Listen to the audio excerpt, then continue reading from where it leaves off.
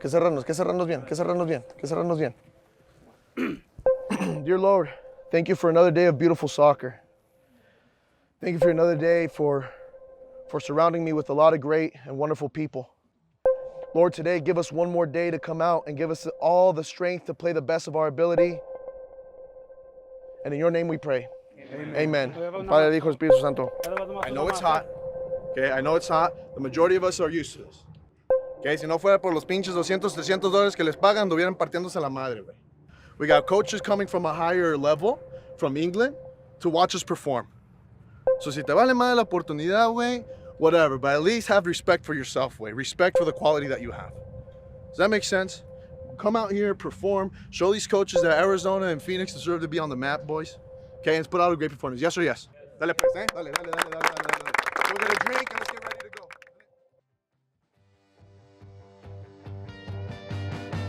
America, home to over 300 million people, and in the U.S. there are over 3 million registered youth soccer players, yet only a handful advance to compete at the highest level of Europe's professional league. We're a country built on capitalism. America is a business. My position, I would say, youth soccer is of course, a business as well. So Wolves, a Premier League club in the UK, wanted to try an experiment. Could they short-circuit the system to uncover a generational talent and find the next American Premier League player? Left side of midfield, yeah. The journey begins in the searing summer heat of Phoenix, Arizona, with 80 players battling it out for just 2 spots to move ahead. And see that? As under the watchful eye of Wolves coaches, the players do everything they can to get noticed. But that's just the first step. Thank you for giving me the opportunity, training every day. The 2 players selected must then train with Wolves' elite top academy team to see if they are ready. And you've done the first one again. We're trying to progress. Do both. Mix it up. This is not a contest. It's all about what it takes to play at the highest level in real life. But for me, character and drive and being able to handle the ups and downs and the roller coaster of the journey they're on, for me is the toughest thing, because I see talented boys fall out the system. Can Wolves, the old gold club, find a way to sift through talent in America and discover their next footballer in this year-long experiment while offering scores of hopefuls the golden chance?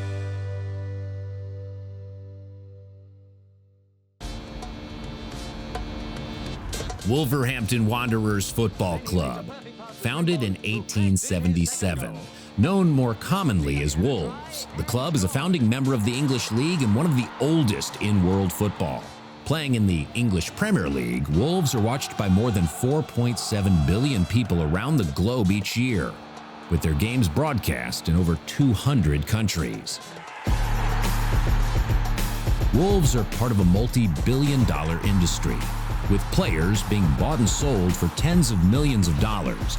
Developing your own talent is the most cost-effective way of building a squad, which is why Wolves Academy is vitally important to the club. Wolves Academy has a track record for being one of the very best youth football facilities in the UK, producing several players who have gone on to play top-flight football as well as represent their countries on the international stage. The operation of running the academy is huge. Wolves employ more than 100 staff members who work with the hundreds of children in more than 20 teams across various age categories. But it's not just local players who are scouted into the academy. Wolves have scouts in every corner of the world who dedicate their lives to searching out the next big footballing talent. Once at Wolves, the academy players train on the same site as the club's Premier League squad, with the site featuring state-of-the-art facilities, including several of the best quality pitches you can find, an indoor training complex, fully equipped gym, hydrotherapy pool, canteen, and excellent classroom facilities to make sure the players receive the highest quality of education possible. Yet, becoming a professional footballer is almost an impossible dream for many. From all those kids who join academies at 9 years old, fewer than 1% will make it at any level of the game.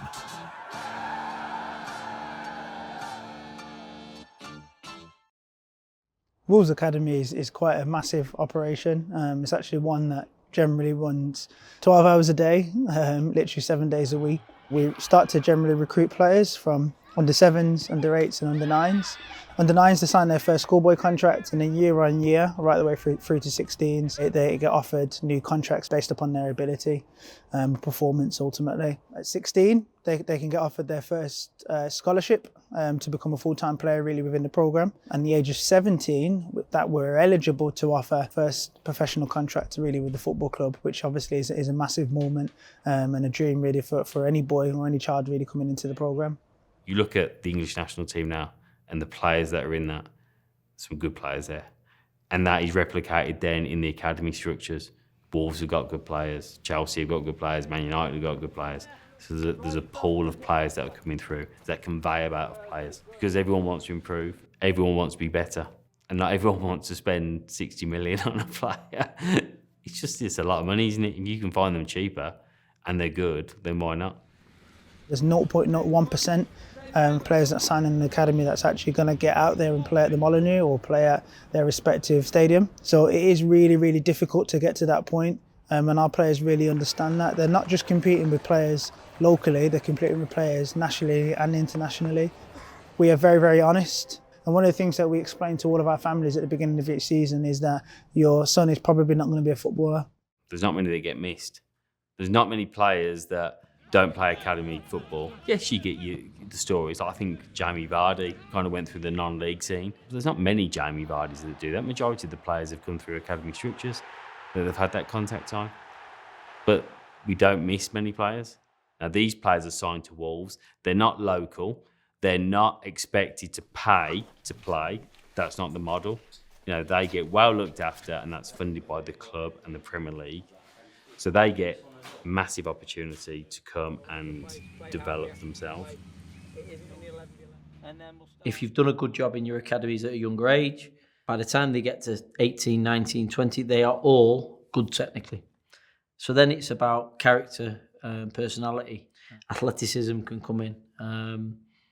But for me, character and drive and being able to handle the ups and downs and the roller coaster of the journey they're on. The ones who handle that journey the best are the ones that tend to get the furthest.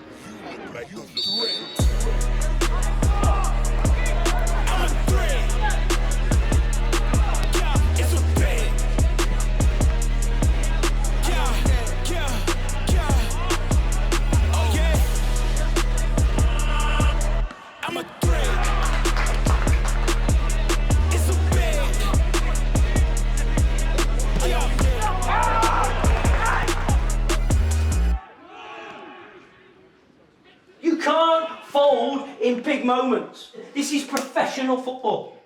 I'm having a right go at the referee. It's the referee's fault. 1 up at half time, dominating the game, but you gifted them a goal. Not good enough. And if you think it is good enough, then you ain't going to get where you want to get in this game. I promise you. The way I see my job is to teach the boys, make the boys understand what they're going into, because the academy system is very different than first team system. For example, there's a lot of emphasis at the younger age of academies on technique, on development, on almost the result doesn't matter. But then obviously get nearer to the first team level, results become the number one. So one of my jobs is to bridge that gap and under 21 football, get the balance right between getting them ready for elite first team football, but also still teaching them the processes and the rights and wrongs of the game. Under 21's football in the English Premier League is very, very important. The step just before the first team to give players a little bit more time and just to bridge that gap between under 18s and first team. They are full-time players, so they train every day alongside the first team and sometimes with the first team. So they're expected to be performing and competing at an exceptional level, really, for their ages. So it's a tough process to get to that point. Some of our under-21s are on their first professional contracts. Some of our under-21s are on their second and third professional contracts. When you get to an under-21 stage at a Premier League club, I think everybody has talent, but I think it's that next level that gets you over the line in terms of, seeing that next pass before the pass has come to you. Do you know what I mean? Being that one step ahead and being physically always in good condition and having that quality that's going to change you from being an under-21s player to an elite professional footballer every week. 21s is kind of that platform that gets you into the radar of the manager. A lot of the times, especially at Wolves, the manager will come down and his staff and watch a couple of our games. I think at that point, that's the closest thing you can get, before kind of being integrated within the first team. The quality is really for some of the players in our environment now, or all the players in our environment now, especially at under 21s level, is to be elite in all four corners. So to be elite technically, to be elite tactically, to be elite socially and psychologically, to be elite physically. It's really important that we actually see that, because the standard is that huge here at the football club and also in the Premier League.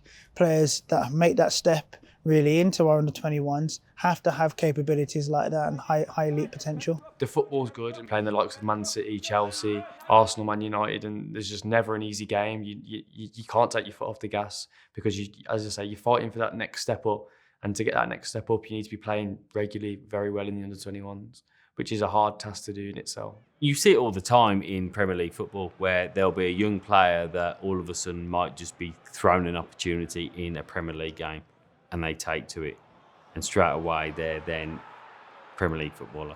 Happens very, very quickly.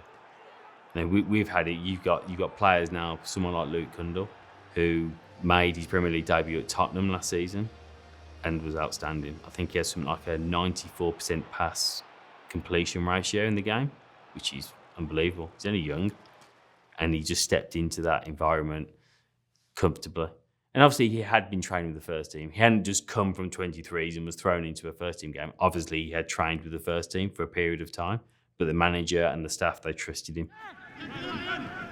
I knew that there's probably going to be only one or two of us that's going to make that jump, if they're going to make it. Maybe even the best players get loaned out. I was aware of it. But for me, it didn't really sink in until I trained with the first team for the first time. And that was only a couple days into my trial. So I remember in my trial, I went down and I did rondos, I did boxes with the first team, and I couldn't believe my eyes, like the way the ball was moving and the way, how technical everyone was. After that training, that said everything. That said everything to me. I'm here, I'm in this environment, I'm competing against, some of the best players in the world. One man defying the odds is Canadian standout Theo Corbeanu, who is currently plying his trade on loan at Blackpool FC in the English second tier. Although he represented Romania's youth groups internationally, the Ontario-born winger pledged his allegiance for Canada's senior team, and after making his debut in March of 2021, he's now set to represent his country at the 2022 World Cup. I started playing when I was 5 years old. Started off as a goalkeeper. I don't think anyone would believe that, but I fell in love with the game quickly. I was just playing grassroots football. We call it house league in Canada.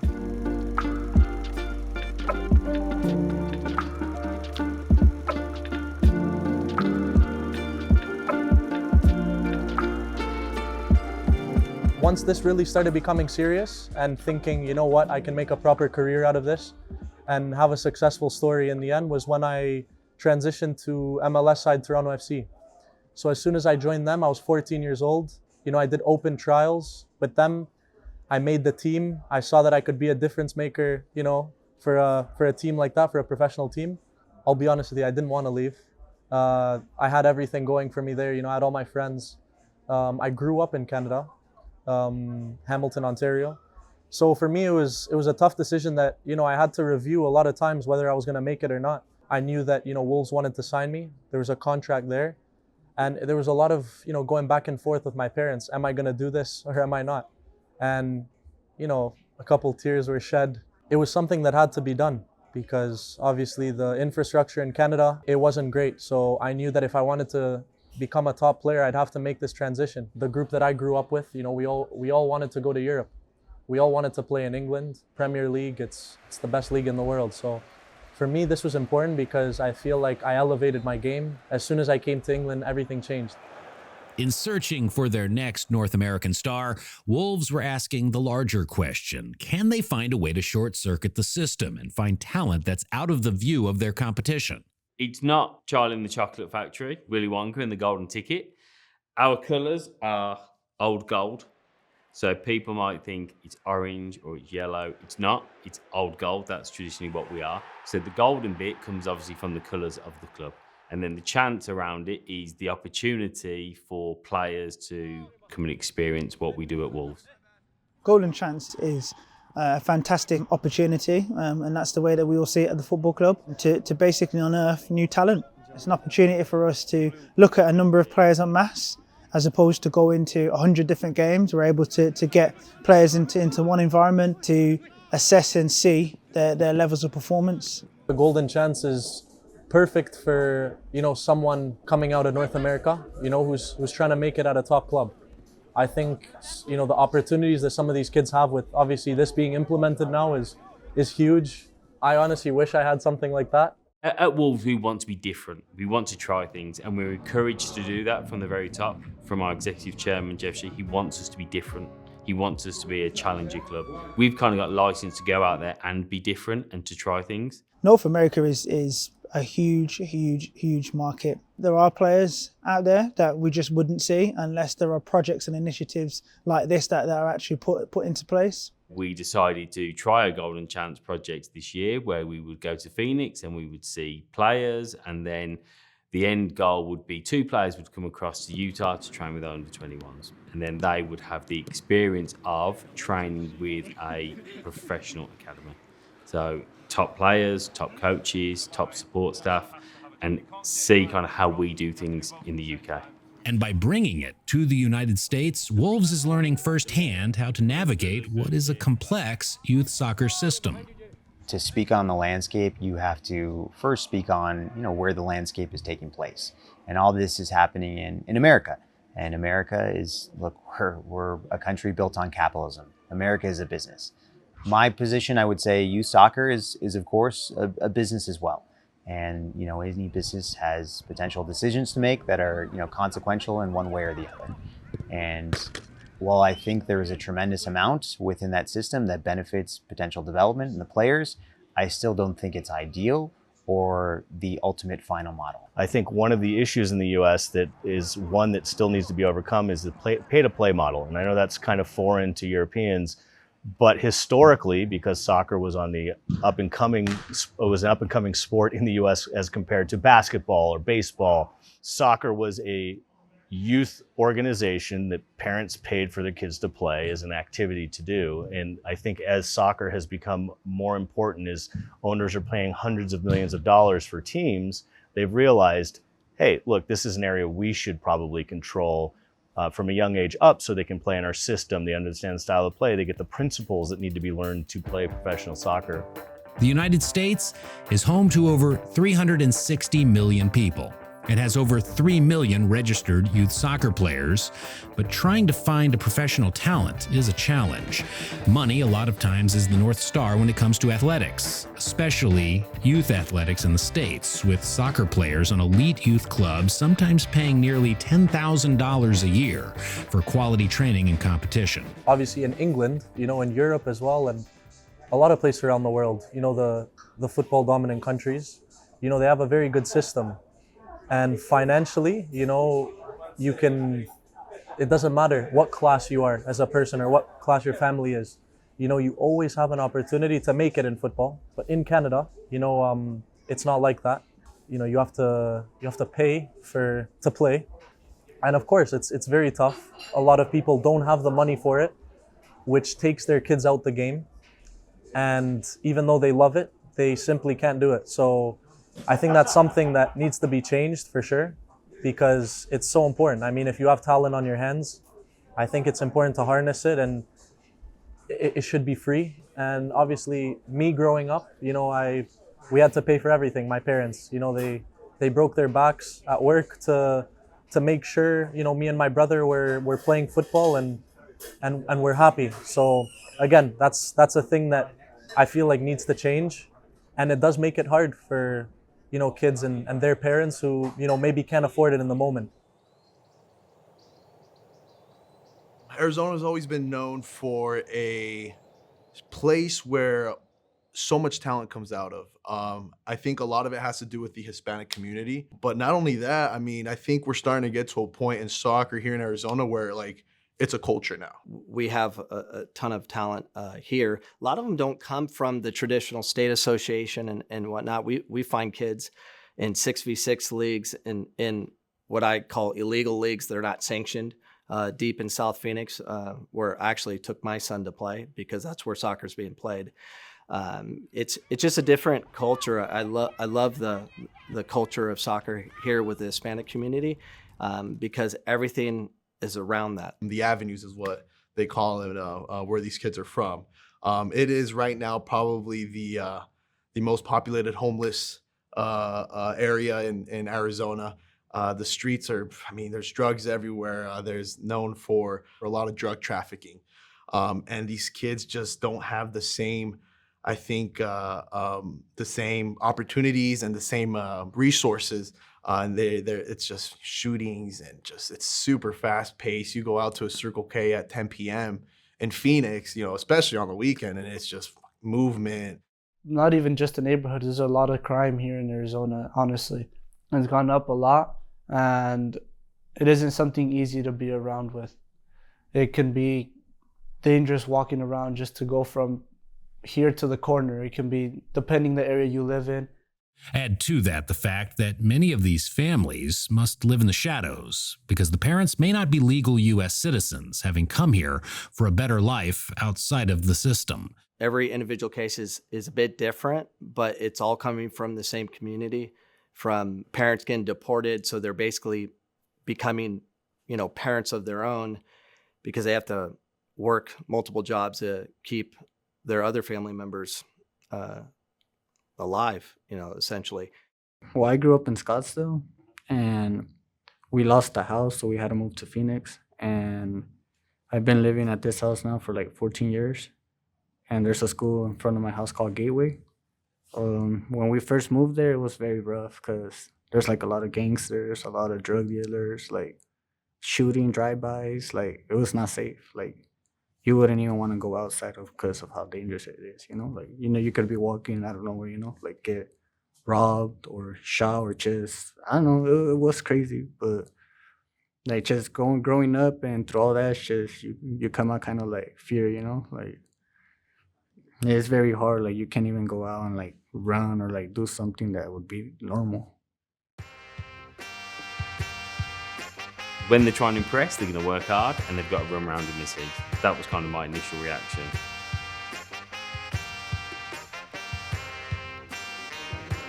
I've never felt heat like that before. That was brutal. You need to just go out and enjoy yourself. Don't get tense, don't get nervous, just go out there and play your soccer.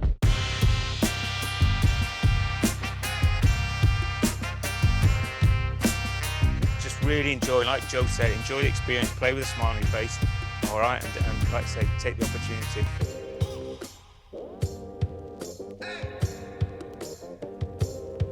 I'm really looking forward to seeing you out there and play. Okay, so good luck to all of you.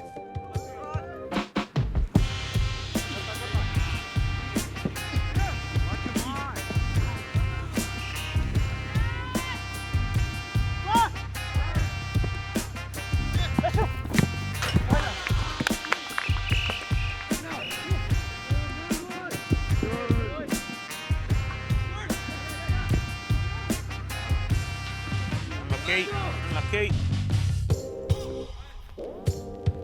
Probably stronger. Well done. Who's he? Which one's it? Move it.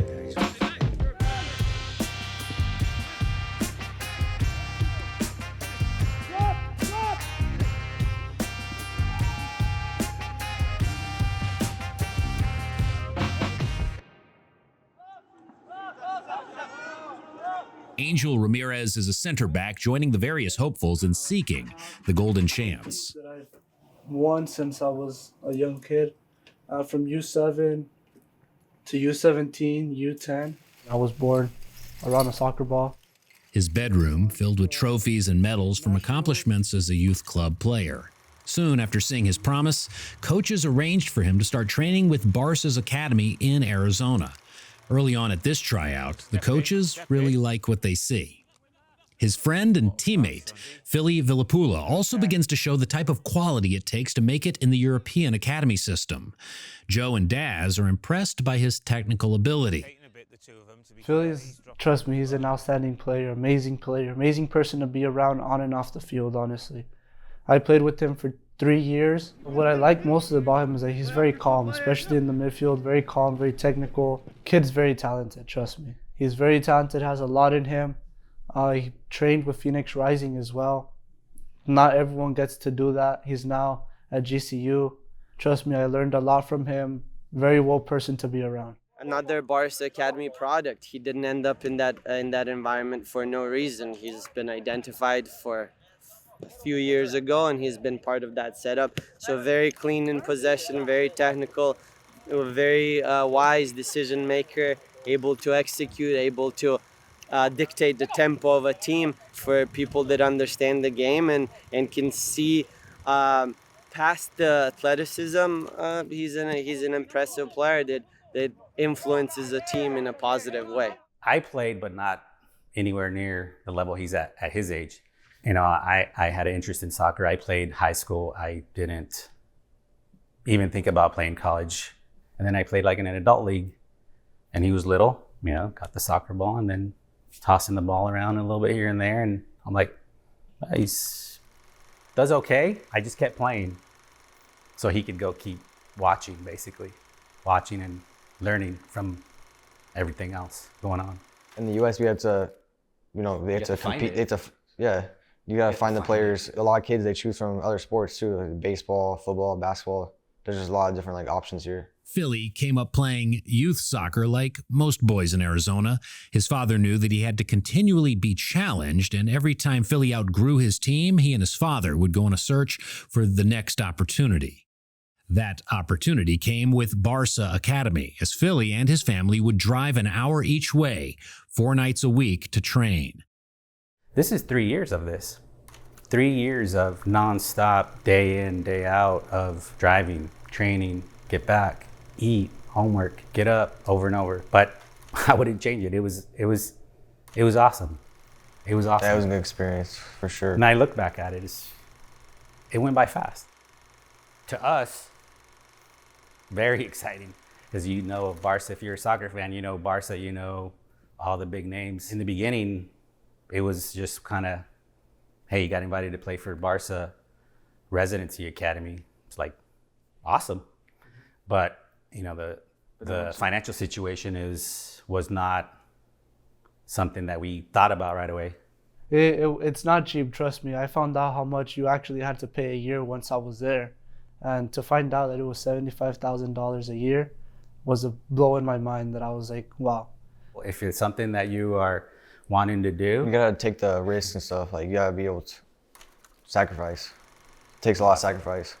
Obviously, it can happen other ways, other situations where, you know, kids could be a talented kid and just be playing on a thing and get scouted. Yeah, happens all the time, right? But with the right help and, you know, guidance, and you put him in these situations, and obviously it's up to every player and him in this case to get to that step and then do what he needs to do at that step and then keep moving on.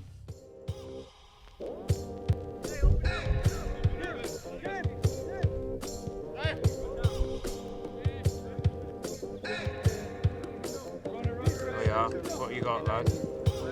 Oh, well played. Oh, finish. Well done. Yeah, this one. I like him. Oh, well done. This is him, isn't it? He's the one in the blue boots. Which is this one.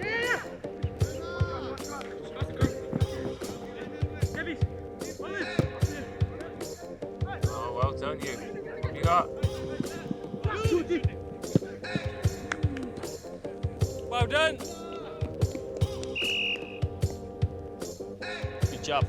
Well done. Well done, mate. Well done. Well done, boys. Well done, boys. Okay. Very good.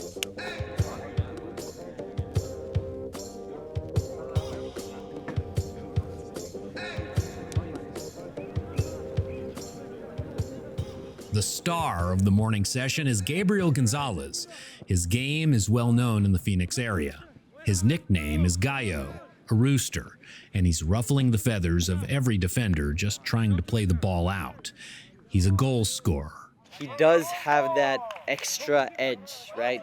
You can tell the difference. You can tell that he's got something a little bit extra in and around the goal. And I think he possesses some of those qualities that can be game-changing even at the highest level of the game. Once we started doing the preseason workouts and stuff, and I think second or third week we opened it up for an 11v11 game, and playing against two of our starting center backs in a 70-minute game, he was able to score 7 goals, which that was the first time I actually thought, wow, this kid is higher level. Probably, I honestly compare him to Ronaldo as far as his work ethic. This kid doesn't stop going to the gym, he works hard, but the special story about Gabriel is that he's 19 years old, I believe, and has already had 3 career-ending injuries. They gave me like a through ball, and like I went running, and like I got the chance to like kick it so to the side, and the goalie already came out like sliding with his cleats up. And when I did that moment, he went straight to my shin, and he got like my whole leg, and it just like snapped. And then after that, well, like he ended up being broken when they like carried me, like they had to carry me through my leg, and I just feel the bone like moving inside. Like I was like, like ambulance came in rushing and everything, took me to the hospital. So that was like my biggest one. And then that keeper got a yellow card too. The team he was on at Tuzos found success on a national level, but in a semifinal game to reach the state championship, Gabriel is pushed in the back and goes face first into the post. He scores the game winner, but once again is sidelined for months, losing valuable time in which he could develop and perfect his craft. Even with the injuries, he's able to get a Division I scholarship, but starts to notice issues with his hip. So I was in Wyoming playing college out there, and we would start playing indoor soccer and stuff, and out of nowhere my hip would just be bothering me, and I would go every day to athletic trainer, see what's going on. Nothing seemed to be working to get better, so I saw a specialist, and he told me, like, based on the stretches and movement he did on my leg, what it was, a labrum tear. And they couldn't cover out there, my insurance couldn't cover out there, so I had to fly out here and get an MRI.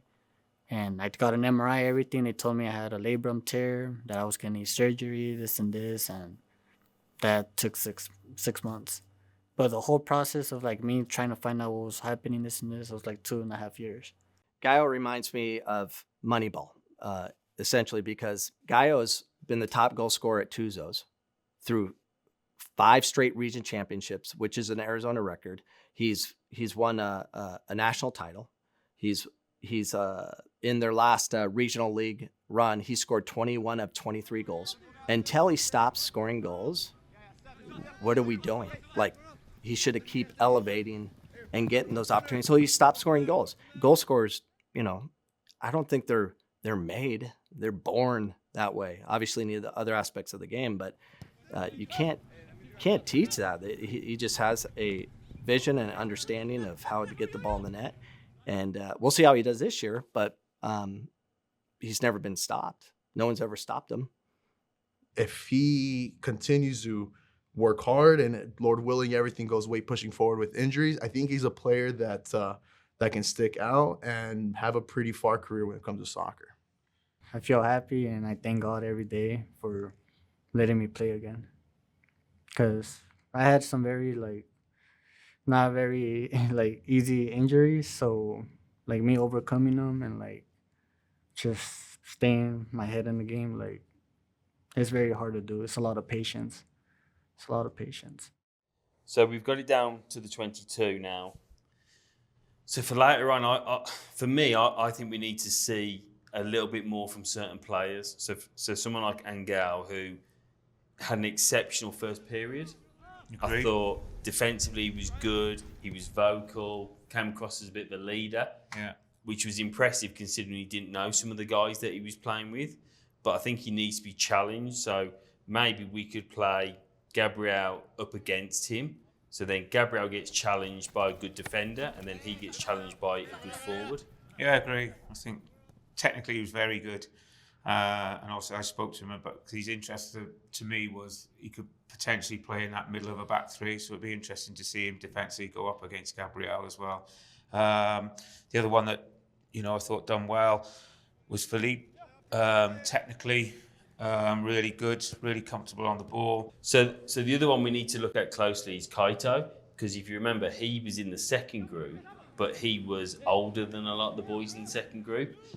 And I just think he needs to be challenged in this environment now. Yeah, he's interesting. Like I say, it was for me, when I watched him, it was too easy for him. Yeah. But I liked the way he moved. Like I say, natural movement, and like I say, his technical ability was excellent, especially with his left foot, which is obviously predominantly. Yeah. But it'd be interesting to see him go against more physical players this afternoon. We got coaches coming from a higher level, from England, to watch us perform.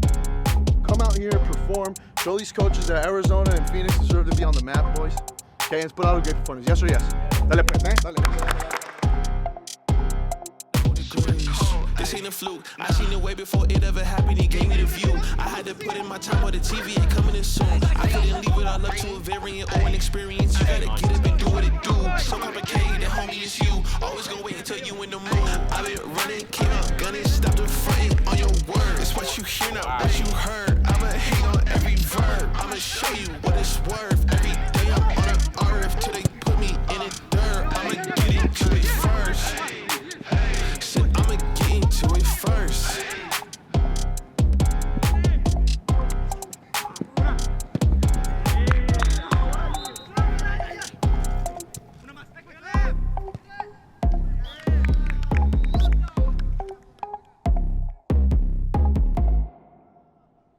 This experiment by Wolves comes with no guarantees, and the coaches know that from the beginning. First, there was the concern as to if they could find anyone good enough to train with their top academy team.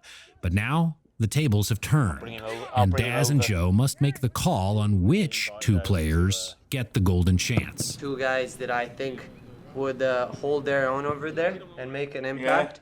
I would take Gabriel, number 9. Coaches Vlastimir Davidovic and Beto Renteria work to help them sort through 22 high-quality players, and 4 immediately stand out. Be biased because I know those. I've known those guys for I've been coaching them for the last 2 months.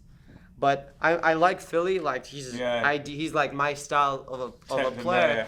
But he goes in that environment. Can he hang physically? He's clean technically. They'll be like, oh wow, this kid is tidy. I'm looking at the group that's coming over. The older ones and the better ones have gone with the first team. That group's literally an under-19s team. It's not a 21s team. That's why I think Philip will cope with the physicality as well as the technical ability. I think with his position now, because he sits and holds, he does the ugly things well, doesn't he? Yeah, he gets on it, he moves it. Yep. I thought physicality was fine because he did get into some battles. Because then we started talking technically about the 4 that we narrowed it down to, and the ones that weren't as technical. Who's the forward, the big forward? Gabriel. Is it Gabriel? Yeah. He's not as technically sound as the other ones. Nelson, he's one to keep an eye on. Nelson, I do like. He stepped up this afternoon. I don't know him either, bro. No. I thought he really kicked on end of the last period and the whole of the second period. I thought he was the best player. Favorite one, at least out of all of them, was Gabriel, just because I've known him, and he, like he said, he's a poacher. He's a goal scorer.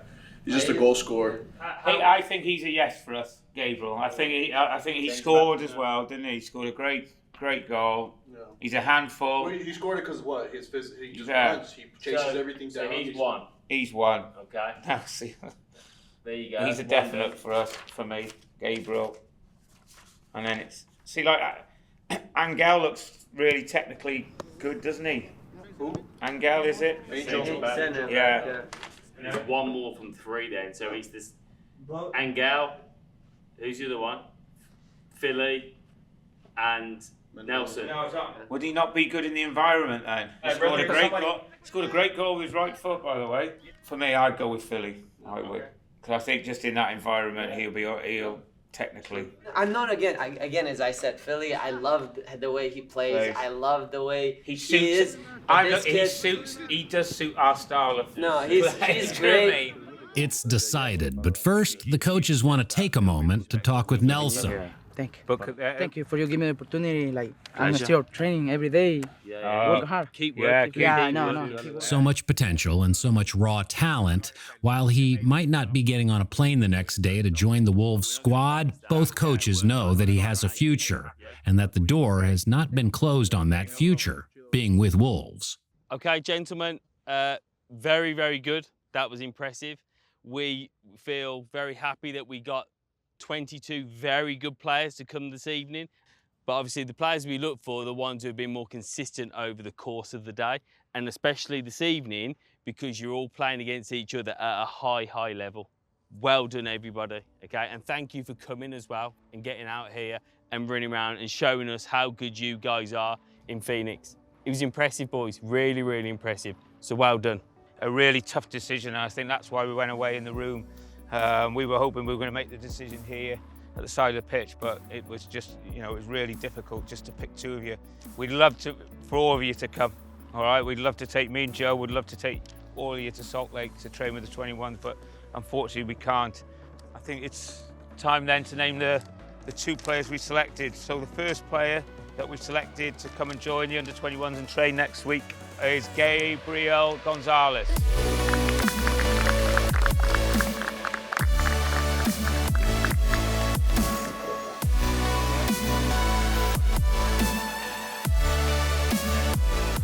And the second person that we've nominated to come and join the under-21s next week is Philly.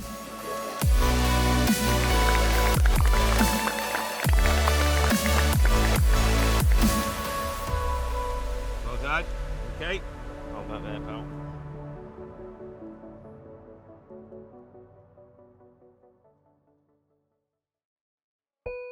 Welcome aboard Flight 264. We will be in the air approximately 2 hours.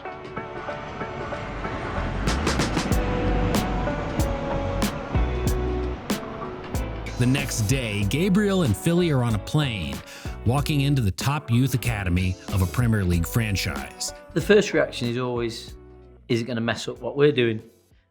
We've got to prepare for a season coming up. We're trying to develop our players.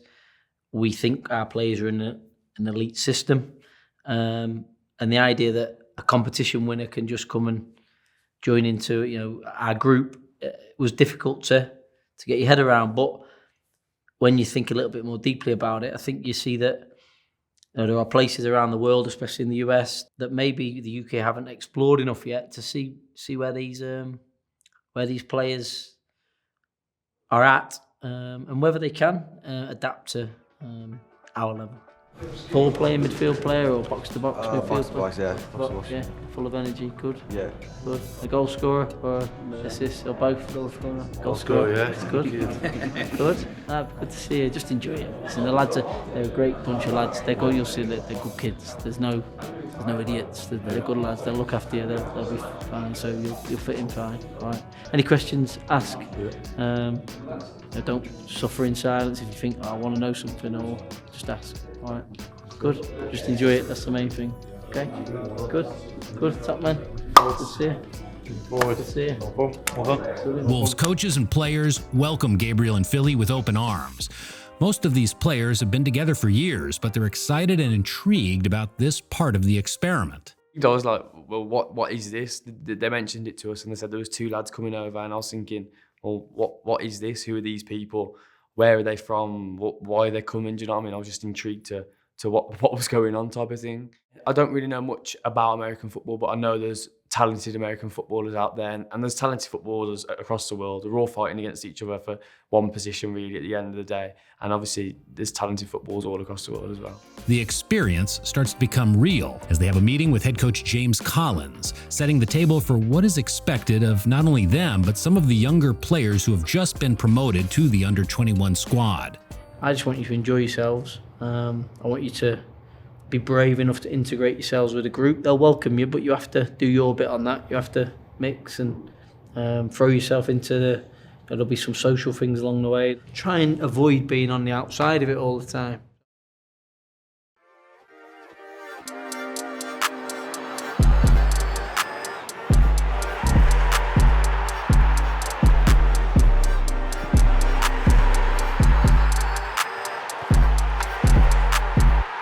Wolves Mexican star striker Raul Jimenez, during preseason training camp in Spain, took some time to check in on both Philly and Gabriel as they were training with the Wolves under-21s in Salt Lake City, Utah.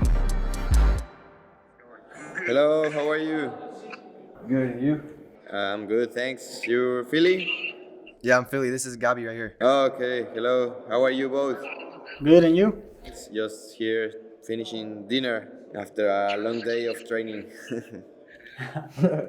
Yeah, just to say congratulations for you both of being selected in the Golden Chance. You have been the best two there. So I just want to say congratulations. Thank you. And keep going and show all your best. Thank you. Yeah, you're very welcome. How's things going there? Another level is crazy. Yeah. Intense training all the time. Yeah, I can imagine. It's difficult, but it's really good. I hope you enjoy this opportunity and keep in there. Thank you. Always do your best for this. It's only you never let anyone tell you that you can't. So if this is your dream, go for it. Well, guys, nice to meet you and wish you all the best. Thank you. Good luck this season. Thank you very much and see you. At this point, all of these players are elite, and even in a world as fickle as football, almost every one of these players can play somewhere professionally. And while everyone is playing along with this experiment, there is still a big question hanging in the air. Are these American players actually good enough? How will they fit in during their first training?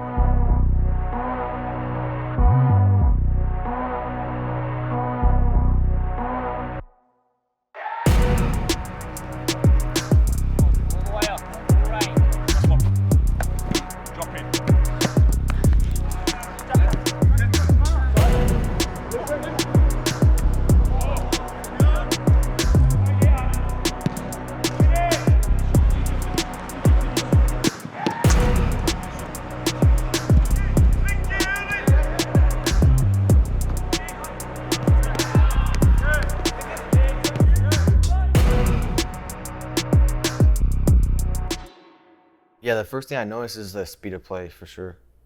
This is different than here. They know what they're gonna do before they get the ball, basically, and they pass and move right away, communicating a lot too.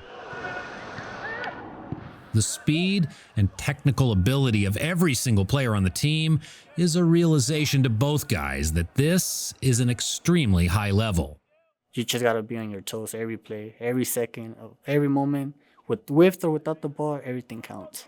I think they're both very enthusiastic. They both want to learn, and that goes a long way in football, being coachable. I think they definitely both got a really good attitude towards football, and the energy they bring is good energy. I think they found the pace of it quick, because maybe it's a little bit quicker than what they used to. But now, if they did it more and they were with us every day, and I'm sure they'd get used to it. Yeah, I thought me and Guy would fit in pretty well. It would definitely, we went there, maybe it would take some time to adjust to, because it's just different here, but I believe that we have the talent to compete with them and the hard work as well. So now Grays have got the ball, and we've now got two central forwards. So think about the middle section. Think about a diamond. Who's at the bottom of the diamond? Who's on the left of the diamond going that way? So where do we need someone? On the right of the diamond, side on. And then Gabby does the top of the diamond. And then if it's the other side, Good, open up, wide and slide, love it, love it, good. Good, we got a runner. You had him, yes, I'll give it you just, unlucky. Yellow's playing.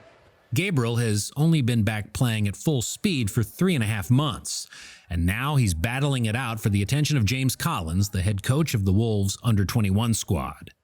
His all-round game needs a lot of work, but you can see he's got a real drive and a knack almost he comes to life when around that goal mouth and around that when there's goals to be scored, the goal scorers are the important ones. They're the ones who are in the big books. And I think he's shown that he's passionate about scoring goals, and he's passionate about getting in the box and being in the areas where you can score goals. He's definitely better than me. When I was, of course, I was younger than him, but before I got the proper training, you know, there were things that I wasn't great at all. The guys who had been here longer than me were way better than me at. So it's difficult when you're not having the same experience in training as people who are training every day. So of course, you may not be at the same level as things, but I don't think he struggled too much in training, to be fair. Strong, quick. I think he makes good runs for a striker as well. Again, enthusiastic, comes with a lot of energy. There was one moment today where I got the ball and I thought, I'm in a bit of space here. I got a bit of time on the ball and he was there and he was on to me. The energy and the enthusiasm that he has, I think that could go a long way. First session in here tight. It's tough that. You did well. Gabby is very energetic, very direct. I keep saying to it, he's the defender's nightmare. His energy is fantastic. And he can finish. He scores goals as well. He's going to need, for me, his area of development is going to be his technical work. He's going to need a lot of technical work. He can't smash everything. He has to show a little bit more finesse when he's in and around at the goal. He's brilliant with running in behind, but to play at a really good level, you're going to have to work on your technical ability to hold, to link. There's all different aspects of being a centre forward. It's, yes, you'll be judged on goals, but then the modern centre forward now has to link the play, has to combine, and that's where his main area of development would be for me. We'd have to work on him technically. Gabby can play, but Gabby's 2 years older than Philly. And from talking to people, I think Gabby lost a bit of time through injury. I think he had a few bad injuries, which is a shame. But he's still playing. He's still got that desire to want to go to the next level. So I think with Gabby, it's about the opportunity. If he gets it, I think he would thrive. But again, we come back to what we do in the UK and the amount of contact time. Gabby needs more contact time. Philly has quietly established himself as someone who deserves to be here. Must run behind. All right? If Gabby picks your column, then you are the guy that comes, then you can come short like you wanted to just then. All right? So you've got to work off what each other are doing. All right? But 4 must run beyond. Philly, if you like, for me, the closest of the two, did the better of the two boys. Fitted in quicker, I thought, with the style of play we were playing, and looked the better technically. So then, because he looked the better technically, the boys played to him a bit more, and he got more kicks of the ball, more contacts. I think spending more time with him, he would come out of himself a bit more and show a bit more of the bite and running and the personality that I think, from what I hear and what you see bits of, he's got. I think he's a boy with real potential. The way I think about it is you gotta work hard in everybody. You gotta be able to demand the ball, all kinds of stuff like that. Just work harder overall. Like, if they see that you're working harder, they're gonna know that. That's how you do it always. Yeah, so I'm an 8, but I can play a 6 or 10 as well, but I prefer the 8 end. So I can go back, I can go box to box. That's what I prefer. I like to put a tackle and also like to pass, play through balls, all kinds of that stuff. Back where it's come from. Good. Get Philly. So where are you going to be, Philly? Stop. And this is the end, but give it him back. Stop. So this is what you got to think about. So you're playing, let's say you're going that way. You're playing right central. You're playing left central. Come back. Come back. Come here. So right. So you start square like you did. So you're playing this side of the pitch. Ball, he's got the ball. One of you's got to go and be the pivot. Now, if that's you, that's you. Done. You're going in there. Brilliant. But if he goes, go on. Which side should you be on of the diamond in this section?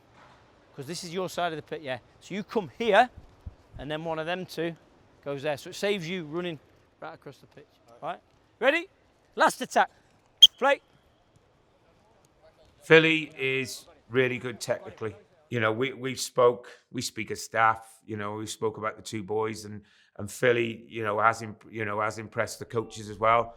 It's a shame we haven't got to Philly younger. It's great at 18, but now in the UK and in England, the Premier League, you're looking at potentially when they're 18, 19, some of them are going and playing in the Premier League. At that age, yes, we could take him for 2-3 months and we would really improve him. Do you know what I mean? Getting that training every day, being in that environment.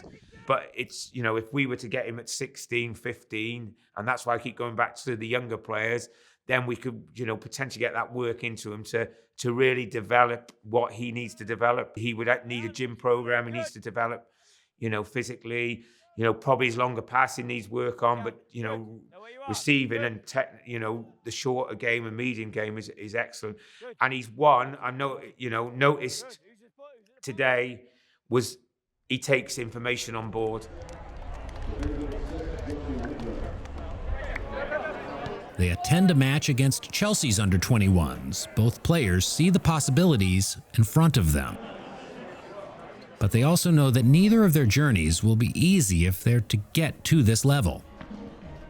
As both Gabriel and Philly's trial with Wolves comes to an end, James Collins sees a lot of potential, but not necessarily what he's looking for right now with his squad. Especially getting them at this, and it seems a bit bizarre thing to say, such a late age. A lot of, as I say, our boys have been taught these things at 6, 7, 8, 9, 10. To be teaching some of the things we'd be teaching Philly and Gabby at 18 and 19, it's late. And sometimes at that age, it's hard to pick up new skills. And again, I'm not saying at 18, 19 you can't learn, but I think seeing them for longer would give you a much clearer assessment of how high their ceiling is. And at the moment, if right now, are they good enough to play regularly in our under-21s? No. Are they closer than I thought they'd be when I was told there's a competition 2 boys will be landing on my doorstep? Yes. The 2 guys made an excellent account of themselves as people, showed some of their abilities in terms of handling the ball in tight situations and making some good decisions.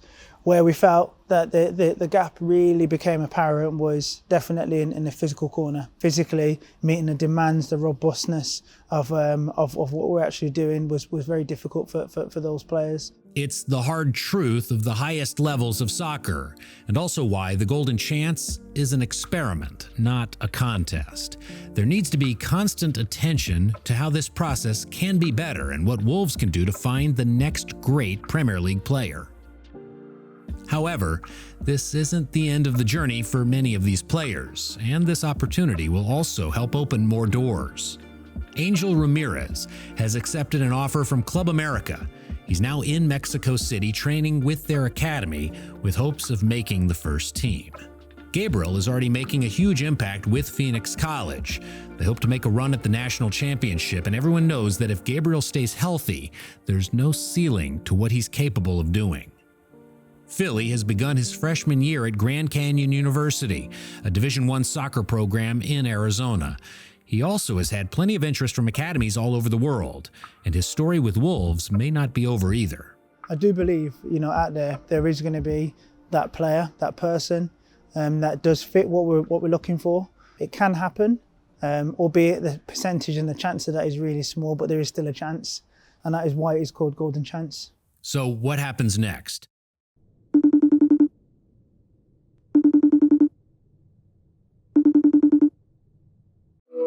Hello boys, how are you? Nice to see you. You got some medals in the background there, Gabs. Philly hasn't got any. Where are yours, Philly? Gabby's showing off, mate, don't worry. You know what he's like, he's a goal scorer, that's what they do. How's the football going, boys? How's you training, you playing, what are you up to at the moment? Yeah, getting a lot of good games and practice right now, yeah. Yeah, same here. I try to keep myself training every day, so 1 or twice. And I take it, Gabby, you're still banging the goals in. Yeah. Good. It's good to see you boys, from when we saw you last July. The main reason we wanted to talk to you today is we've got some actually good news for you. When we did Golden Chance last July, you two obviously did really, really well, and obviously then went across to Salt Lake to train with the 21s, which was a great experience, not just for you guys, but for me and Daz coming over to the US and seeing you and obviously the players as well. So we saw you train a lot. But the one thing that we couldn't get you was match time, and obviously Daz wanted to really see you in a match to kind of see how you're taking the training from us into a match situation. But the good news is we kind of got that for you now. So have you heard of the TST tournament that's happening in Carolina in June? It's massive. It's a 7v7 tournament and it's $1 million prize fund for the actual winners of it. So it's huge. But you've got other teams, Wrexham from the UK, you've got Borussia Dortmund from Germany, you've got an all-star team coming over from Asia, MLS teams playing there as well. It's going to be massive, but we're putting a team in from Wolves, some players that have played for Wolves in the Premier League, good players. The good news, boys, is we want you to play in that tournament as well. We want you to be there playing, representing Wolves at this massive tournament. This is really big, exciting. Yeah, that's exciting, yeah. And the other good bit of news is Daz is going to be the manager of the team. So you know Daz, and he's going to be there and he's going to help you. I just think it's a fantastic opportunity for you both. You really impressed us over last year, and looking at you, Gabby, to be a really, a vocal point. You're a goal scorer, and we need a goal scorer. Same with you, Philly. Technically very good. Do you know what I mean? You can handle the ball. Like Joe said, you're going to be playing with some really good ex-players plus current players as well. Both of us are really looking forward to meeting up with you again in like say in the beginning of June, and obviously being part of the Wolves Legends team that's going to obviously participate in the TST tournament. I'm under massive pressure from this football club to win it, so putting that pressure on you as well. Hey, we'll handle it, Gabby, right? Yeah. We're going to be in a group of 4, 3 games. Then obviously we hope to progress. We will progress, to the quarterfinals, then to the semis, then to the actual final. We'll be at the finals, coach. Yeah. We're coming. So all good, boys. So we'll see you in June in Carolina. Brilliant. Perfect. Thanks for your time, boys. Good to speak to you. Make sure you keep fit, boys. Are we coming for this tournament, coach?